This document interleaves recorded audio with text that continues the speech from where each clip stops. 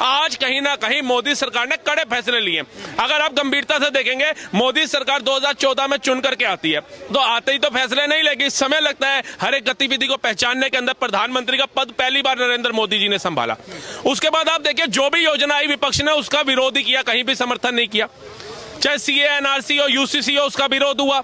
चाहे अग्निवीर की योजना हो, उसका विरोध हुआ। चाहे 3 तलाक हो, उसका विरोध हुआ। चाहे 35A हो, उसका विरोध हुआ। चाहे 370 हो, उसका विरोध हुआ। चाहे राम मंदिर था, उसका विरोध हुआ।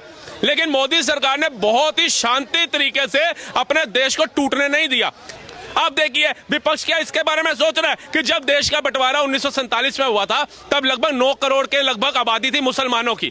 36 करोड़ पूरे भारत की आबादी थी बंटवारे के बाद। 9 करोड़ के अंदर से 6 करोड़ मुसलमान जो था पाकिस्तान चला गया था, 3 करोड़ यहां रह गया था, आधा वहां चला गया था, पूरा देश ले लिया था। आज वो 25 करोड़ पहुंच गए हैं और भारत का मुसलमान 30 करोड़ प्लस कर गया।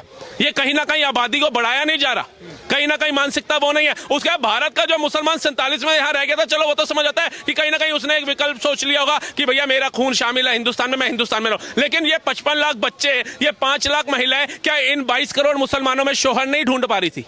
क्या इनके अंदर वो काबिलियत नहीं थी? जब आपको पता है 1947 से हमारा दुश्मन देश है पाकिस्तान, 4 लड़ाइयां लड़ चुका है, कितने हमारे जवान शहीद कर चुका है, कितनी हमारी बहनों के सुहाग उजाड़ चुका है, कितने बच्चों के पिता का साया छीन चुका है। उसी पाकिस्तान में जाकर के आप शादी करते हो और बच्चे पालेगी भारत सरकार, बच्चे पालेगा भारत का टैक्स पेयर।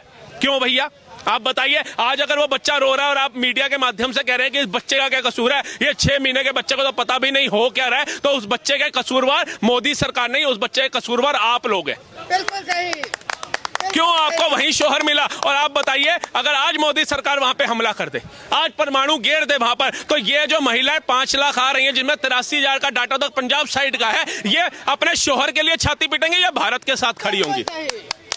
ये वहां के लिए खड़ी होंगी। जिनके बच्चे यकीम हो जाएंगे, जिन पाकिस्तान में मारे जाएंगे आतंकवादियों के साथ ही वहां पर, तो ये बच्चे बड़े होकर के अपने बाप का बदला लेने के लिए भारत में ही बम फेंकेंगे या पाकिस्तान के पक्ष में फेंकेंगे? आप बताइए, कौन फेंकेगा? इसकी जिम्मेवारी कौन लेगा? इसकी जिम्मेवारी विपक्ष लेगा क्या करके? नहीं ले सकता वो जीवन में भी। जो कह रहे हैं कि मोदी जी 10 दिन हो गए सोए हुए हैं, 56 इंच का सीना क्या, इनसे पूछिए। तुम्हारी दादी को आयरन लेडी बोला गया था, क्या उन्होंने अगले दिन ही जाकर के बांग्लादेश को अलग कर दिया था, या संयुक्त राष्ट्र भी गई थी, या जाकर के 1.5-2 महीने तक धक्के खाए थे, उसके बाद जाकर के बांग्लादेश को अलग किया था? जब लादेन चला गया था, अमेरिका की बिल्डिंग में घुस गया था, उड़ा दी थी, तो क्या बराक ओबामा ने जाकर के अगले दिन ही पाकिस्तान के अंदर लादेन को ठोक दिया था? जो समय लिया था हमास ने जाकर के जो नागरिकों को मारा था वहां जाकर के इजराइल में, तो क्या इजराइल ने अगले दिन ही जाकर के हमास और फिलिस्तीन पर युद्ध कर दिया था, या 15-20 दिन का समय लिया था? जब पुलवामा में 40 जवान हमारे शहीद हुए थे, क्या मोदी जी ने अगले दिन ही सर्जिकल स्ट्राइक कर दी थी, जिसके तुमने सबूत मांगे थे? उसमें भी 20-25 दिन लगे थे। ये सोच रहे मैगी बनाने जितना आसान है, मोदी जी को उकसाओ ताकि देश का मुसलमान हाथों झंडे उठा रहा है और कल को लठ और गन और चाकू उठा ले और देश के विरोधी गतिविधियां शामिल कर दे। इनकी सोच अलग तरीके की मानसिकता की है। इनका पक्ष क्या है कि पाकिस्तान के साथ खड़े हो जाओ। नेहा सिंह राठौर किस पार्टी की बिलोंग करती है, किस पार्टी का समर्थन करते हैं? क्या पूरा भारत नहीं जानता? अब मोदी जी से सवाल आप नहीं, पूरा भारत पूछ रहा है आज कि मोदी जी क्या हुआ, क्यों एक्शन नहीं हो रहा, सब पूछ रहे हैं। लेकिन जो समझदार बंदे हैं वो समझ रहे हैं कि भैया रशिया ने बोला हुआ है पाकिस्तान में जो भी मेरे नागरिक है वो वापसी आ जाओ, अमेरिका ने बोला हुआ है मेरे सारे नागरिक वापस आ जाओ। ऐसे अलग अलग देशों के प्राइम मिनिस्टर्स ने बोल रखा है कि हमारे जितने भी नागरिक हैं पाकिस्तान छोड़ करके अपने अपने देश वापसी आ जाओ। वो मूर्ख हैं, उनको नहीं पता कुछ होने वाला। आज भारत के कितने नागरिक हैं जो है पाकिस्तान में वापसी ना बुलाए, उनकी जान की कोई कीमत नहीं है। ये तो चाहते हैं कि भारत आक्रमण कर दे इनके बहकावे में आकर के और जनता को इतना उकसा दे कि जनता भी जोर बनाए, आक्रमण हो जाए। अगर रशिया के कुछ नागरिक मारे जाए, अमेरिका के नागरिक मारे जाए और अलग कंट्रियों के मारे जाए तो वो हमारे साथ खड़ी होगी। जैसे जब बांग्लादेश इन्होंने अलग किया था तो आपको याद होगा अमेरिका, ब्रिटेन और चाइना ऐसी बड़ी बड़ी कंट्रियां जो थी पाकिस्तान के साथ खड़ी थी, हमारे साथ सिर्फ एक रशिया था। आज हमारे साथ रशिया के साथ साथ अमेरिका भी खड़ा है, ब्रिटेन भी खड़ा है, ऑस्ट्रेलिया भी खड़ा है, इजराइल भी खड़ा है और साउथ की कितनी कंट्रियां खड़ी हैं इस्लामिक। ये किसकी ताकत है? ये 11 सालों में ये ताकत किसने भारत को बना करके दिखाई है कि इस्लामिक कंट्रियां भी भारत के साथ खड़ी है? जबकि पाकिस्तान का प्राइम मिनिस्टर टर्की भी गया होकर के आया और चाइना भी होकर के आया और आने के बाद वहां से भी सफल हुआ और आने के बाद वो बयान देता है मोदी जी आकर के बातचीत से खत्म करते हैं, जंग में कुछ नहीं रखा। ये जंग में कुछ नहीं रखा तब तुम्हें तय करना था जब अपने आतंकवादी वहां भेजे तुमने।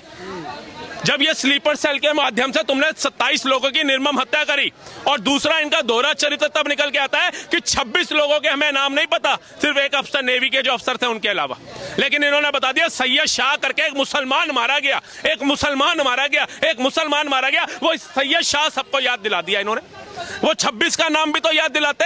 और जो बंदा अपनी पीठ पे बिठा करके वीडियो बनवा रहा है कि देखिए हम सेवा कर रहे हैं, हम बीच बचाव में हैं, वो वीडियो बनाने का तुम्हारा उस बंदे का टाइम था, उन आतंकवादियों की वीडियो बनाने का समय नहीं था, नहीं था। ये किसको बहलाने की बात करो। और आप एक और चीज अगर देखेंगे, एकदम ही रिसेंट ऐसा होता है कि आतंकवादी हमला होता है, 27 लोगों की निर्मम हत्या होती है, उसके बाद सारे कश्मीरी कोई दूध की बोतल लेकर के, कोई जूस की बोतल लेकर के, कोई केला लेकर के, कोई संतरा लेकर के, कोई सेब लेकर के शुरू हो जाता है, लीजिए बहन जी, उनकी छातियां जल रही हैं, उनके पति मार दिए गए, उनके बच्चे मार दिए गए, और ये कह रहे केला ले लो, जूस ले लो, ये ले लो। आप सोचिए ये कितनी मतलब दुर्भाग्यपूर्ण बात है। और उसके बाद बोला जा रहा है कि ये हमारे पेट पे लात पड़ी है, ये हमारे पेट पे लात पड़ी है। मतलब तुम्हारा रोजगार छिन रहा है, अमरनाथ की यात्रा शुरू होने वाली थी, तुम्हारा रोजगार छिन रहा है क्योंकि स्कूलों की छुट्टियां आने वाली थी, लेकिन उनके सुहाग छिन गए, उसकी कोई कदर नहीं है।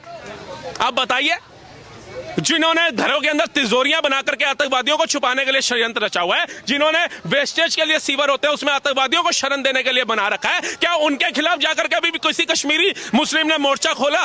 किसी कश्मीरी नेता ने उसके घर जाकर के मोर्चा खोला कि भैया बता तेरे घर के अंदर ये तिजोरी क्या कर रही है आतंकवादियों को छुपाने वाली, तेरे घर के बाहर ये सीवर क्या कर रहा है आतंकवादियों को छुपाने वाला? किसी एक ने खोला? किसी ने भी नहीं खोला। एक का उदाहरण दे दो आप मेरे को। अगर ये वाकई में भारत के हित के सोचने वाले होते या इनको उन 27 लोगों का जरा भी दिल में दर्द होता ना, तो ये जाकर के पहले अपने भाइयों को कूट रहे होते, उनको तोड़ रहे होते अच्छे से कि तुम्हारे इन सुराखों से, तुम्हारे इन आतंकवादियों को छुपाने की वजह से पूरा कश्मीर बदनाम हो गया, पूरे कश्मीरी मुस्लिम बदनाम हो गए।